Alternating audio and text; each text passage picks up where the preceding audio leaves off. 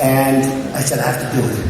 And my father, who was in Brooklyn and Queens, said, son, we don't know anything about Manhattan. Don't do it, don't do it, you're making a mistake. I said, Pop, I want to do it, I want to be in Manhattan. I agree, the location's terrible. You had to see the people. It was really, that was when, I have to say, Republicans, but Gerald Ford said to New York, drop dead, right? Drop dead. That was a killer. That was not a good time for our city, right? That was a bad time for our city, but it was something that was, you had to do something, because we love New York. We love New York. And that was probably maybe the worst of the worst.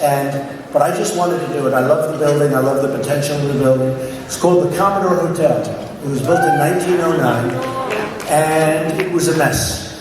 And they had a spa, and the spa was called Relaxation Plus. And nobody ever got into what the plus meant. You don't want to know.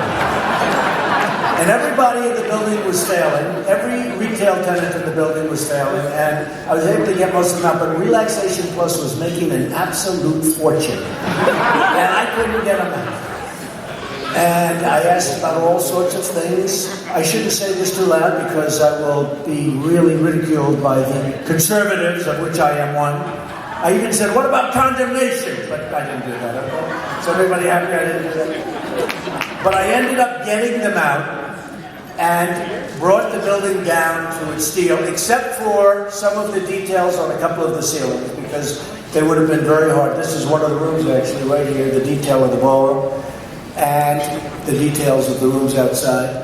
And trying to save those details cost a fortune, because when the whole building was essentially brought down to the steel, we had to put canvas over all of the areas we were saving. And when it rained, that was not an easy situation. But I got it built. And what happened is, as we were opening, the market changed, because the city was doing so badly. And that was the worst that the city had ever been economically also. People leaving, companies were leaving in droves. And it was just something of a miracle.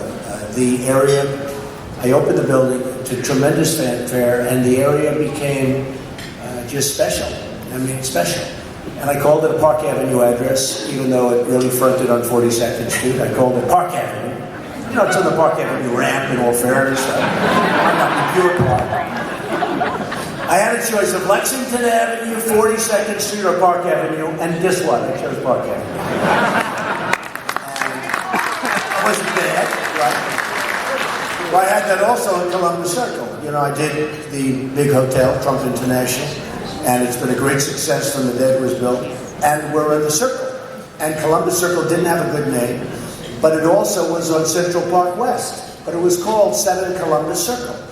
And a little known fact, and in fact, you know, when we talk about government, we talk about rules and regulations, a little known fact is that when you have an address, at least in New York, when you have an address in a building, it's very, very hard. So hard to change. So when you have a building that's 7 Columbus Circle, you have to go through the whole United States government to get, because of the mail service and because of the U.S. mail and all of the different problems. So it was 7 Columbus, and I basically stripped that one down. We built a tremendous building, but I had to call it 7 Columbus Circle. I said, I'm not doing it.